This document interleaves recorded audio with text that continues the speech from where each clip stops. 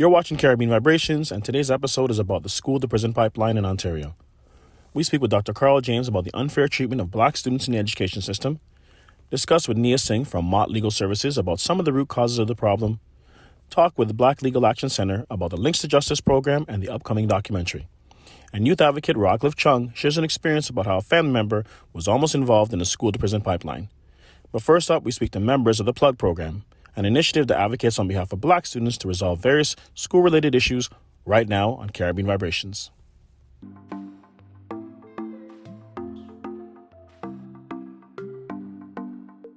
So TAIBU Community Health Centre is mandated to work with the black community across the GTA. And so in identifying programs for delivery and implementation in the community, we look at those areas where we have a lot of inequities, disparities, and disproportionality. And one of the areas where we thought that we needed to focus on is the disproportional expulsion and suspension rate of black students in the school system. And so in partnership with the Rexdale Community Health Centre in the West End, we developed and designed the PLUG project, which is a project that supports students and parents deal with the process of expulsion and suspension in the school. Black students have been having historically an issue within the education system with regard to their achievement, outcomes, and so forth.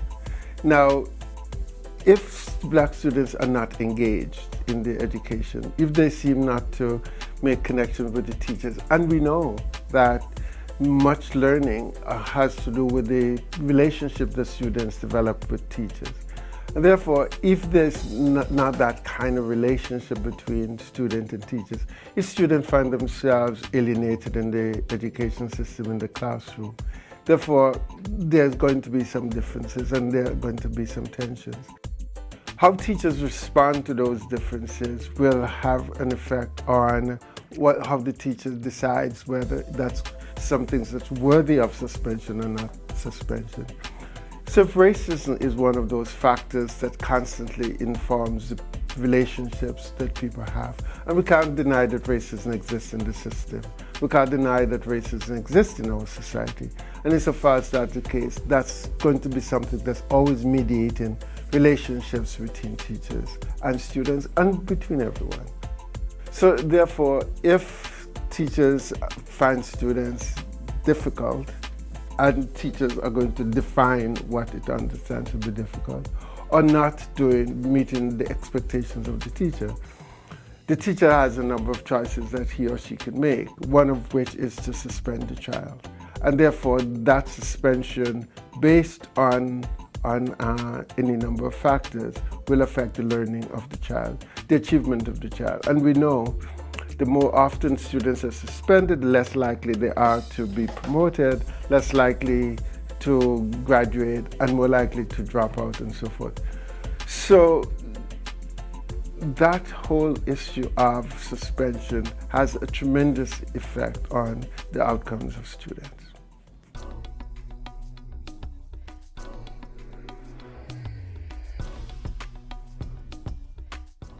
43% of black students in Toronto District School Board experience some sort of school discipline throughout their school careers. We know that when students are either expelled from school or suspended from school, that their learning is impacted and their school achievement is also impacted. This program is going to support parents and students navigate the complex school system and also give them the information and the tools that they need to self-advocate, up to and including providing legal representation. There's a bigger problem than we know. We know that over 50% of the students expelled are of African Canadian descent, yet they only make up about 8% of the population. That was one issue, but what we started to find is that when involved in the process, there's such insignificant issues that create big barriers for students. And the only way we were able to understand that is by addressing every call, at least almost every call that we got. We were able to start peeling away the layers. And what we found is Administration has not treated students fairly. And it could be because of the lack of representation. It could be because of the systemic barriers through racism that we know of. And it could be just unconscious bias that's also present.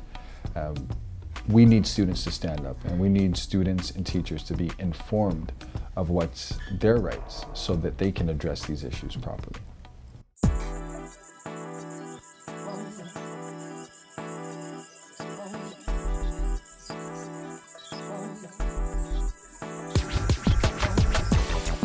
The program has three components. The first one is a prevention component that really addresses and builds the capacity of Black students in the school system so they're able to navigate challenging situations, build some skills around anger management, conflict resolution, de-escalation skills, so that they can have improved relationship with the school system, administrators, teachers in the school. The second component of the project is to build the capacity of students and parents around knowing their rights with regard to the Education Act. So what is their rights, what can happen and cannot happen, and that also helps the parents and the students to advocate when issues are not going well for them and for their children and youth.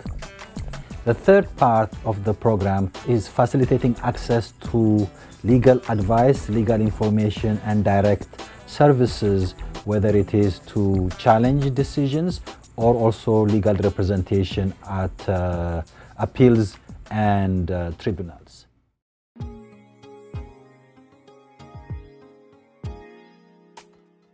The Rexdale Community Health Centre is connected to its community in various ways.